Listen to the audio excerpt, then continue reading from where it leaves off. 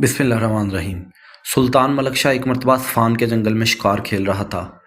اس کا کسی گاؤں میں قیام ہوا۔ وہاں ایک غریب بیوہ عورت کی گائے تھی جس کے دودھ سے 3 بچوں کی پرورش ہوتی تھی۔ شاہی آدمیوں نے اس گائے کو ذبح کر کے خوب کباب بنائے۔ غریب بڑھیا کو خبر ہوئی تو بدحواس ہو گئی۔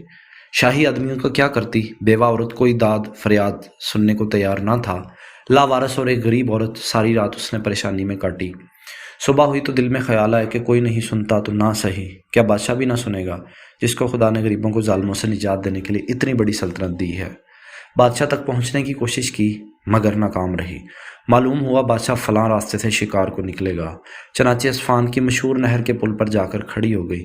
جب سلطان پل پر آیا تو بڑھیا نے ہمت اور جرأت سے کام لے کر کہا، اے عظیم سلطان الپ ارسلان کے بیٹے، میرا انصاف اس شہر کے پل پر کرے گا یا پل صراط پر؟ جو جگہ پسند ہو انتخاب کر لے۔ بادشاہ کے ہمراہی یہ باباکی دیکھ کر حیرت زدہ ہو گئے۔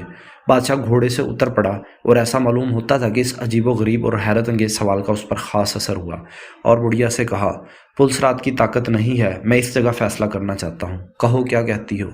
بڑھیا نے اپنا سارا قصہ بیان کیا۔ بادشاہ نے لشکریوں کی اس نالائق حرکت پر افسوس ظاہر کیا اور گائے کے عوض میں اس کو 70 گائیں دلائیں اور مالا مال کر دیا۔ جب اس بڑھیا نے کہا، تمہارے عدل و انصاف سے میں خوش ہوں اور میرا خدا اور رسول بھی یقیناً خوش ہوں گے، یہ سن کر سلطان ملک شاہ واپس اپنے گھوڑے پر سوار ہوا اور سفر پر چل پڑا۔